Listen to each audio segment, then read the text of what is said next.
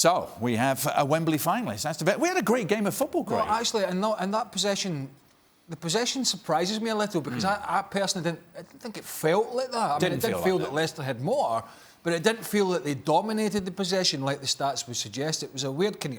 You're right. It was an excellent game, open, entertaining. What you want from a semi-final with somebody taking the glory at the end. But as Shaq mentioned, Nyland in goal was superb first half.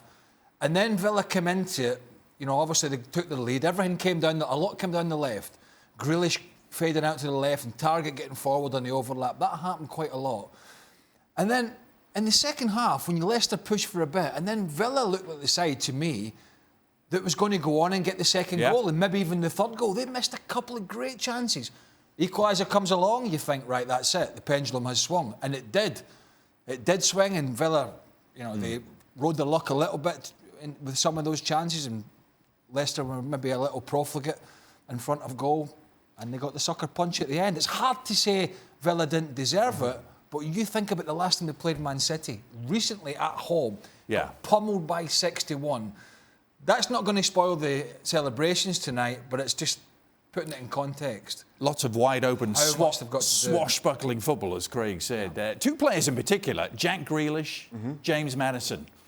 How good are these two players? Because they put on a show tonight. Simply outstanding. Both of them. We've been singing their praises all season long.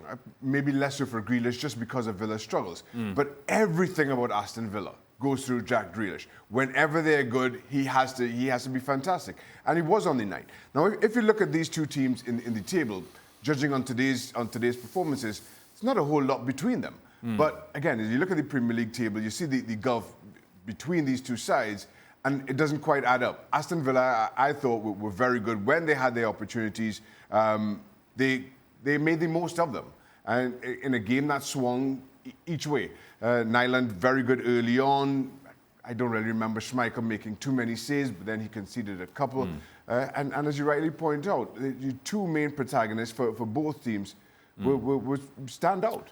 Well, absolutely brilliant for Aston Villa who get back to Wembley. Remember, they were just there for the Championship playoff final in May where they beat Derby. Who will they be facing is the question. Well, the odds makers are in no doubt whatsoever. Not going to win much money on Manchester City advancing to the final. Remember, they lead 3-1. Manchester United, well, if you fancy a flutter, you can get 28-1.